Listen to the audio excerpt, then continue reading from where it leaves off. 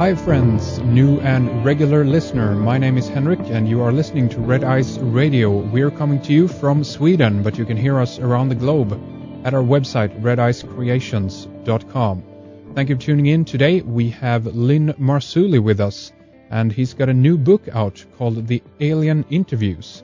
And this is, of course, as the title is implying, interviews with people on UFO sightings, cattle mutilations, alien implants, abductions, and more. We haven't talked about these subjects for some time on Red Ice Radio, so it's going to be really interesting to dive back into some of these topics and talk more about some of these stories and witness accounts. The website that you can take a look at right away is lamarzulli.net, and we will have this linked up, of course, on redicecreations.com, so you can find easily the links to Lynn's website. But with that, let's say hi to our guest. Hi, Lynn. Welcome back to the program. Very nice to have you with us again. I really appreciate you having me back on, Henrik, and it's a pleasure to be here on Red Ice Creations, Red Ice Radio. Fantastic. Excellent. Thank you very much. And, for those who've been with us for a while, might recall that we had you back with us, rather, in October in 2007. And we then, at that point, were talking primarily about the Nephilim and biblical prophecy, the supernatural. So this isn't really a subject that is far off, so to speak, from the area that you are interested in, Lynn. But tell us a little bit what kind of sparked your interest in regards to writing this new book of yours. Well, the Alien Interviews, which is available on my website, lamarzulli.net. I've changed the website, by the way.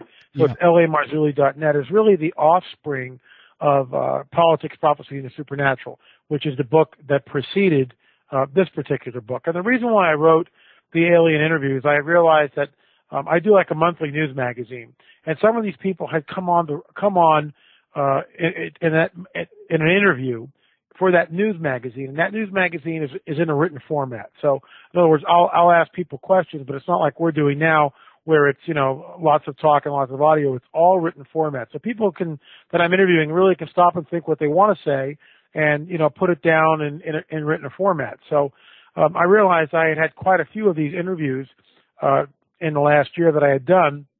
And what really motivated me was I was on one particular radio show where the host really set me up. In other words, no matter what I brought to the table, no matter how much evidence I would throw at him, how many stories, how many testimonies, how many witnesses, photographs, whatever, nothing was ever good enough.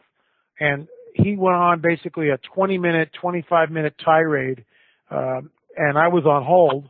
And in that period of time, he just told the audience that there was no such thing as UFOs, that all this was just, a bunch of nonsense by people with fourth grade educations. Now, I'm paraphrasing here, but right. Basically, it was really insulting. He gave me about 2 minutes to respond, and I vowed I'd never be on the guy's show again. It's your show, you can do whatever you want on it, but you'll never see me there again.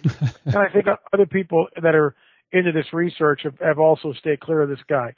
All that to say, in the Alien Interviews, these are people that have actually experienced firsthand what is going on. In other words, firsthand the UFO phenomena, up close and personal, close encounters of a third and fourth kind. So it's not just seeing lights in the sky. It's well beyond that. Really very up close, very personal. And I've got a wide variety of belief systems, of worldviews. Everyone is welcome. All is welcome. No one is ostracized. And, from this, the viewer or the reader can ascertain what he wants to believe, what he or she wants to believe. Mm. What's interesting is I've got Dr. Jacobs, Dr. Roger Lear, Dr. Jesse Marcel, Dr. Lynn Katai, retired Major George Filer, and Dr. Wanger. So I've got basically 5 PhDs that come on the record here. Now, these are people that certainly have more than a fourth grade education. Thank you very much. Yes. They speak with great erudition. They know their subject, and they have every one of these guys has seen this phenomena and dealt with the phenomena up close and personal. The interviews are absolutely riveting. It's an ebook, so you download it. It's $6. You get the link. Here's the PDF. You can read it on your computer. And the whole point of that is that each of these people that I've interviewed have lots of links to different websites, different videos that they've done, different stories, related stories. So it's very interactive to the user. The user is not just sitting there reading a book. He can go and explore different websites, different videos, different articles, and, gather his own information in addition to what's provided in the book. So in that case, it's sort of cutting edge, and we've had good success for it, selling a lot of these things and getting a lot of good feedback. One of them is, Lynn, this is your best book ever. It's a home run. So, but, basically I wrote it as a rebuttal to the skeptic, or as a primer to the skeptic. And for someone who's, involved in ufology for, let's say, several decades, as a general reminder of how complex this may be. And then, of course, at the end of the book, I weigh in with a little 30-page sort of interview with myself. It's more of a dissertation, basically stating, what does it all mean? And I offer some hypothesis as to what we're looking at.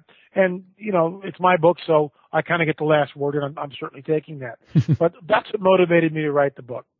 Excellent. And so you have a lot of researchers in there, and I guess you have also accounts, as you say, from people who've experienced this for themselves. If we go into or on that route a little bit, and let's talk, I guess, evidence then. What would you say is some of the most compelling evidence if you had to pick and choose, and with that try to, I guess, convince a skeptic to these kinds of subjects? What would that be? And this is exactly the way the book is laid out. I mean, by the time any reasonable thinking person, literally anyone, any reasonable thinking person, and I've dealt with skeptics, no matter, and this is what the problem is, no matter how much evidence you throw at them, they always find a way of, well, that's not good enough. He's this. He's out of his field. It's secondhand. I mean, they excuse everything away. And if they can't do that, they'll resort to ad hominem attacks, beginning to, well, Marzulli, he's just this, he's, whatever. Right. And so they will start attacking me rather than the work. And that's what we see. But here's the deal.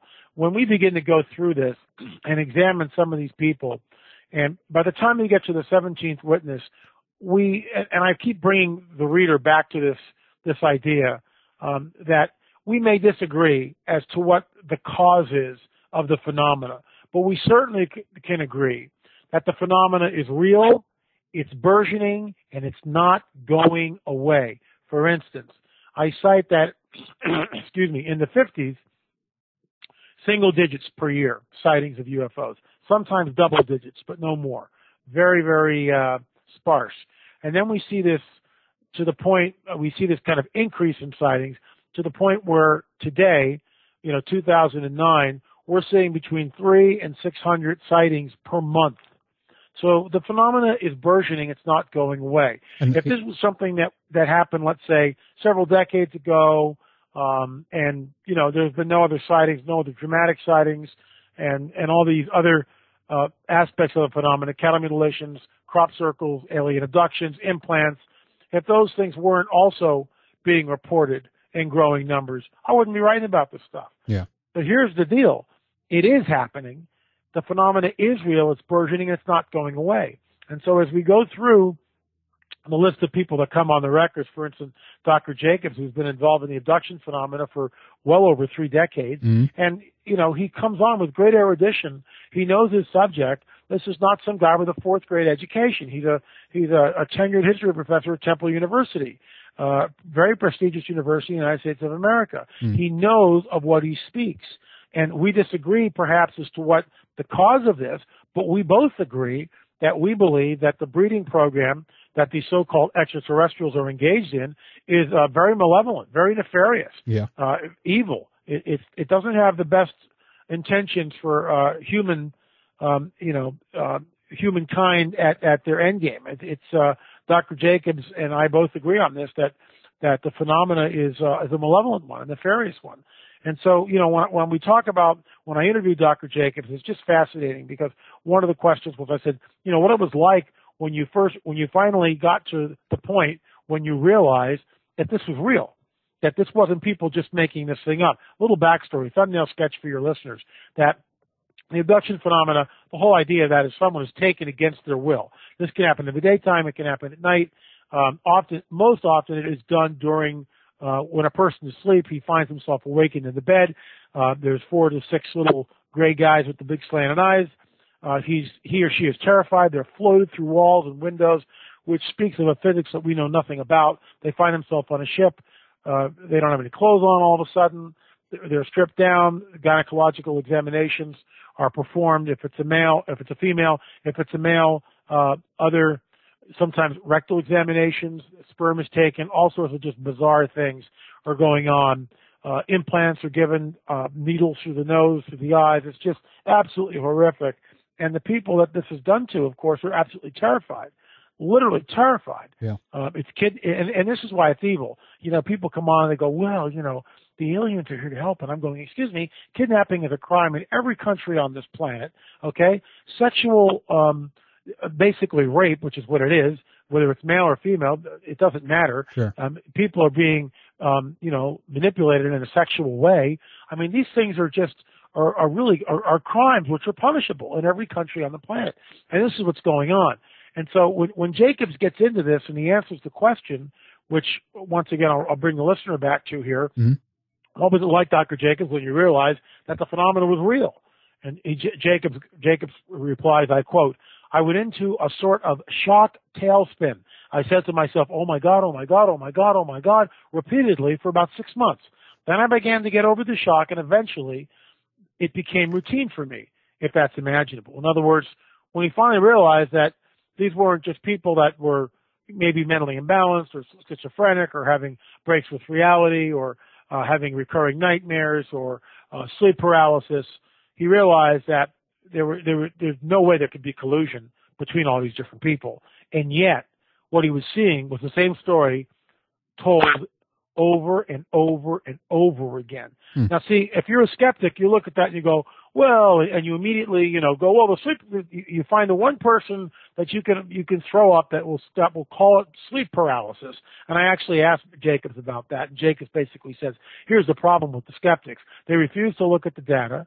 Seriously, they will not look at the data. They will not examine the data, and the data is scientific. Jacobs is viewing the abduction phenomena from a scientific viewpoint. He's not some, you know, UFO guy that got into this.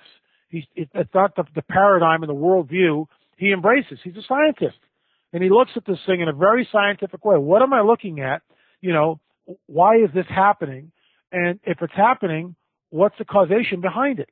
And so skeptics who, you know, look at his work and just immediately dismiss him. Well, you know, it's such an injustice, which really irritates me, because it's sort of like in the days of Columbus, when Columbus goes, the world is round, and all the skeptics and all the thinking people of the day, many of them, well, everyone knows the world is flat, Chris. You know, you must be out of your mind. And of course, now it becomes obvious that the world, in fact, is not flat. There are not, you know, you don't fall off the edge of the earth, but the earth is round. Same thing with Galileo and Copernicus, when they put forth the theory that the earth circled around the sun, not the sun around the earth. You're mad. You're crazy. Everyone knows this one. We can just look at the horizon and see the earth is still and the sun is moving. Why our eyes are telling us this. Today we know that's completely absurd.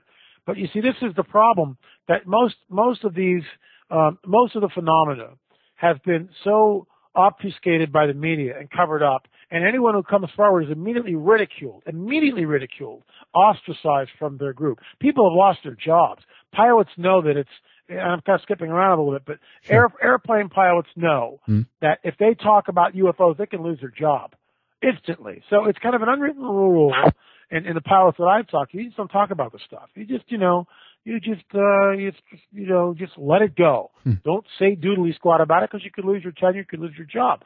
So for Jacobs to really come on the record, as many of these other people that come on the record, you know, they're in some ways they're putting their careers online. For instance, Dr. Lynn